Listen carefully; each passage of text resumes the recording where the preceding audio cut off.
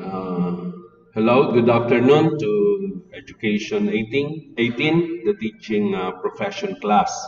So I will not be around this afternoon, so I have recorded this video and hope everyone will listen. No? So the first topic that we will have is about the 21st century teacher and learner. And basically, this is the K to 12 objectives, no? Uh, Kinder to grade 12 goals, no? We want Filipinos to develop these skills so that some of them will go for higher education. This is our academic track, no? Sa SHS. And then some of them will be trained in TESDA for middle level skills development. Some of them will do business of their own after grade 12. And we prepare also grade 12 graduates for employment. And these are the curriculum exits or outcomes, no? That we want to develop Filipino with 21st century skills. And what are these skills? What are these 21st century skills? We have the information, media and technology, learning and innovation, communication, life and career, higher education. So this is basically the outcome, no? So this is the plan or the major objectives of DepEd. And when we say information, media, and technology skills, we want our SHS graduates or grade 12 graduates to have these things now: visual and information literacies, media, and basic literacies. And we want them to be creative and curious, to have critical thinking skills. We want them to have collaboration, interpersonal skills. And here we desire that they will be flexible, adaptable, initiative, self-directed, and here in number 6, moral or ethical. No? In the learning and innovation skills, this is what we want. No? And info, media, and technical skills, we want this one. Life and career skills. No? And these are the desired 21st century learners now. And and of course, by Palfrey and Gasser, they have somehow similar, no? 21st century learner characteristics. So a 21st century kid is here, no? Global, creative, active, and then here in the last, mission driven. So another way to describe, no, the 21st century learners like this one. No? They create, they adapt, they do communication, and they have information literacy.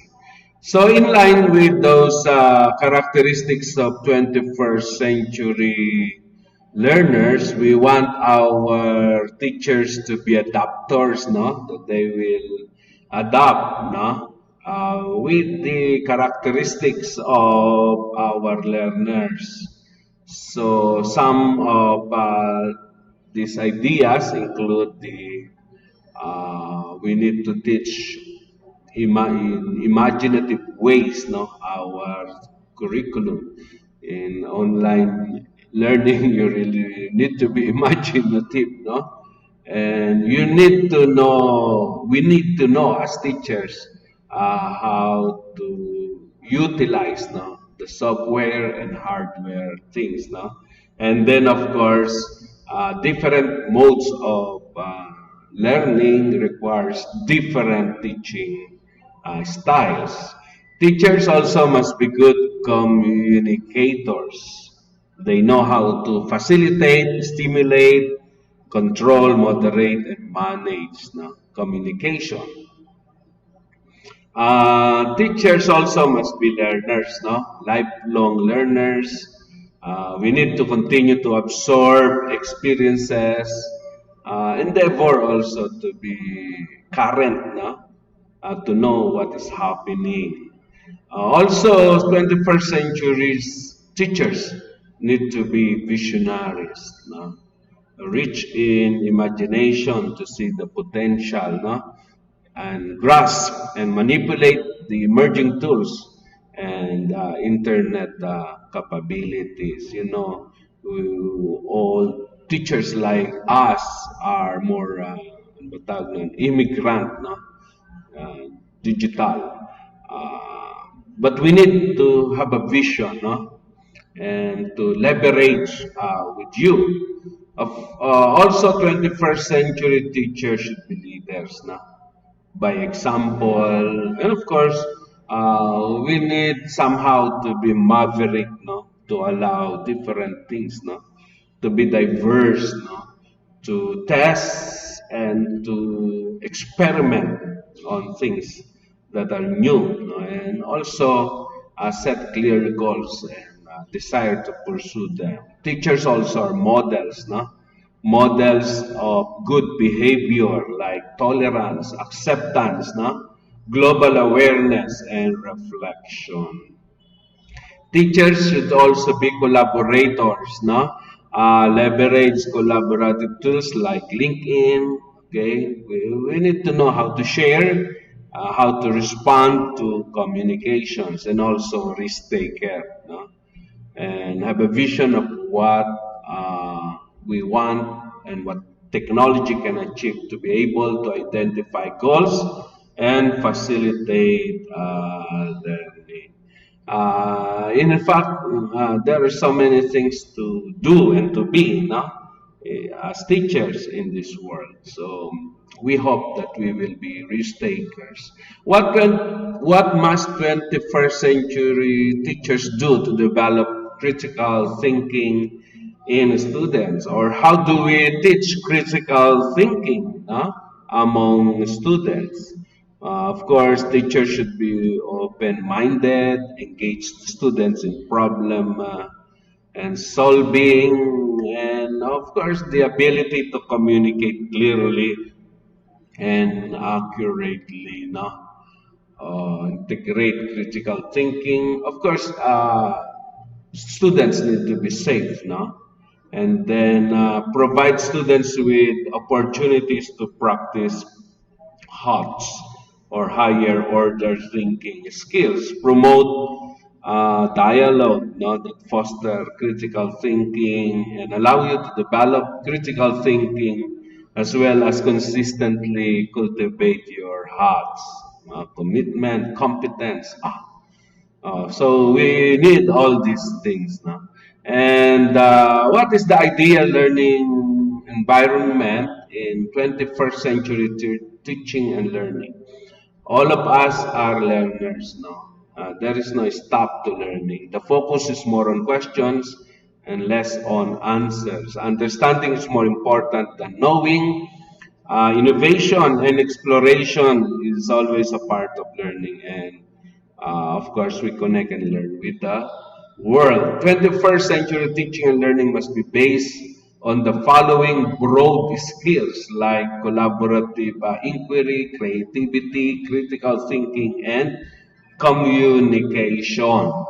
And included in that is technology, because technology now is what supports and enables this kind of learning. No? Through technology, we can provide learning, support teacher innovation, enhance quality, especially the access. No? Mas malaki na ngayon o mas malawak ang access, no? And use social media also to communicate and of course to strengthen communications among stakeholders like parents. No? In the 20th century learning, the focus is on the content, no? But the 21st century learning is focused on the tools and skills that will enable us to produce and create contents. And of course, these are some, no? So we have technology tools, graphic organizers, creating online, rubrics, finding rubrics. What we want to say is technology really helps us in teaching. The greatest sign of a success for a teacher is to be able to say, the children are now working as if I did not exist. Thank you. So that is our first topic for this afternoon. And our second topic would be this professional, uh, the Philippine professional standards for teachers. No? And I hope you will, we will all learn, no? In this. Okay, I just want to make it more manageable. Okay. Hmm. So the Philippine professional standards for teachers. We sometimes forget that everything, so much change has occurred. No? You know, this is a cargo plane in 1956, and what they are transferring is a hard drive. No? This is a hard drive. No? Uh, and the memory is 5 MB. But an iPhone, a 256 gigabytes iPhone is more than can carry 51,000 times information. So if you have a cell phone, a smartphone, it is much better, much better. Okay. So there is the Department Order number 42, na series of 2017, and it is about the adoption and implementation of the Philippine professional standards for teachers. And the PPST, or when you say PPST, is Philippine Professional Standards for Teachers. And it sets clear expectation for teachers, no? And to embrace also the professional development growth for teachers. And it provides a framework, uniform framework to measure or to assess teacher performance, because we wanted to build confidence among our teachers. Included in the goal of PPST is to use that as a basis for all learning and development programs. And it can be used also for selection and promotion of teachers, and all performance appraisals for teachers shall be based on these standards. So what is the Philippine Professional Standards for Teachers, or PPST? No? It is a public statement of professional accountability, and teachers are gauged, no, or measured in 4 career stages, like beginning teacher, proficient teacher, highly proficient teacher, and distinguished teachers. No? And it has 7 domains, 37 strands, and 37 indicators, no? And what is the rationale in developing the PPST? Of course, we have already the NC BTS, no? The National Competency Based, no? Teacher Standards, and we have been using that as a standard for teachers. Uh, and it was changed to PPST, no? And it is based on, they say, 3-year robust quantitative and qualitative, no, research. The PPST has wide consultation, uh, deeper review and analysis of teacher standards, national validation, and also the finalization in August 2016. It says here by McKinsey, the quality of an education system cannot exceed the quality of its teachers. So the PPST is a public statement of professional accountability, and it makes explicit what teachers should know, be able to do, and value in the profession. And it is also generic, so we can use that across grade levels and across subject areas. And the rest of the slides tells the development and validation of the Philippine professional standards for teachers. No, so they have combined reference panel and technical working groups. They have the validation study methodology, and a lot of key stakeholders were involved in the process of development and validation of the PPST. No?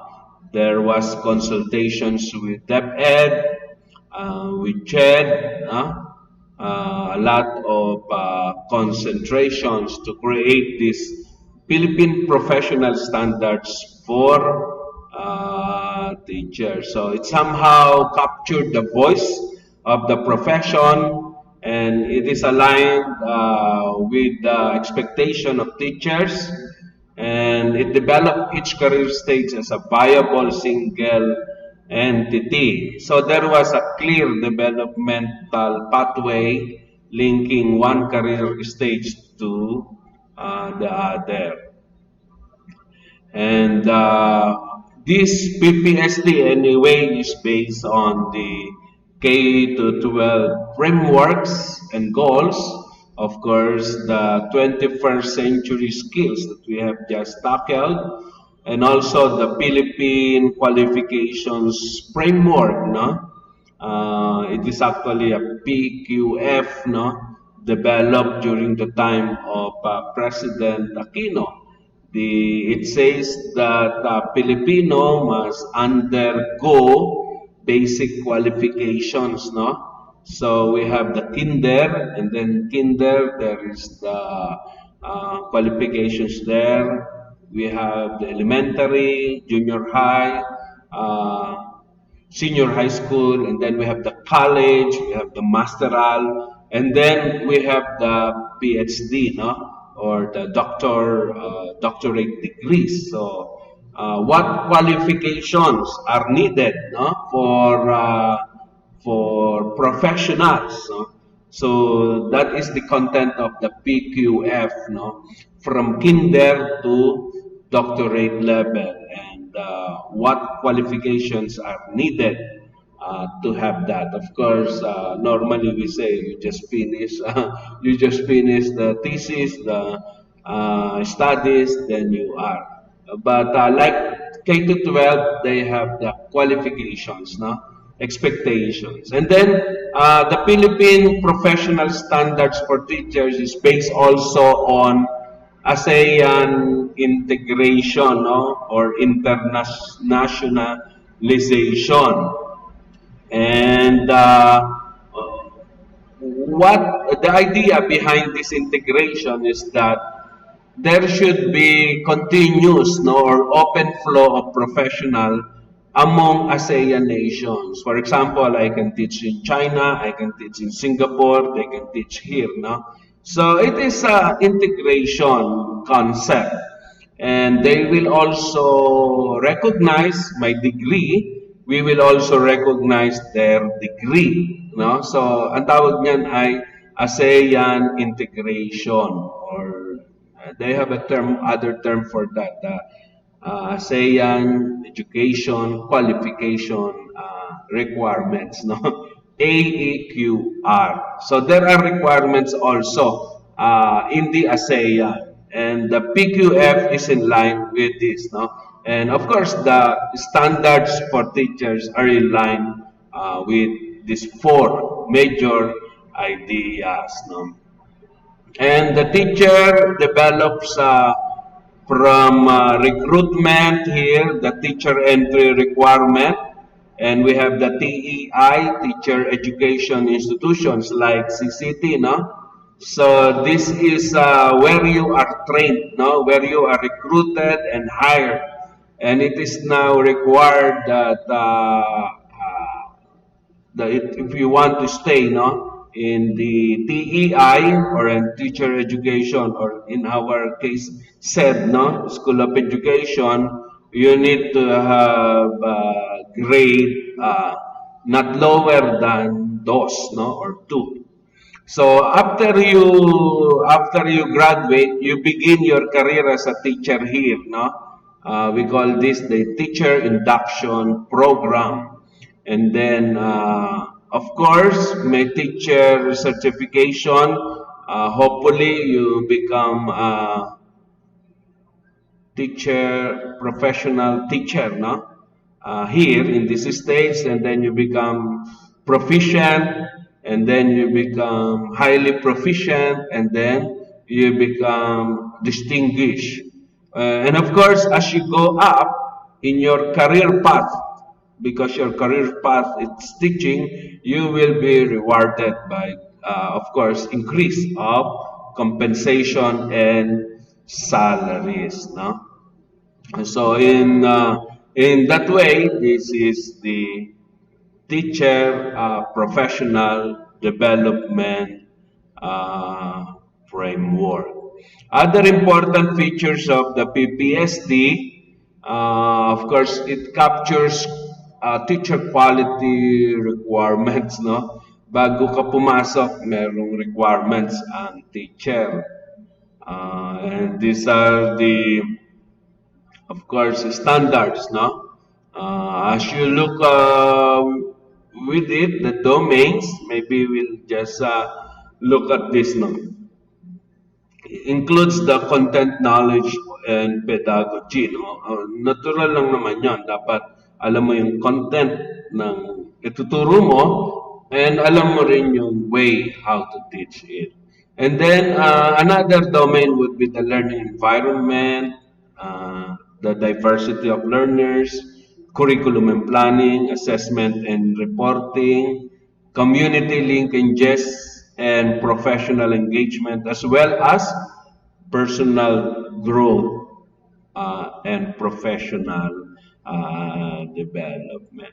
So the government, or our government, the Philippine government, requires us to be professional along this line.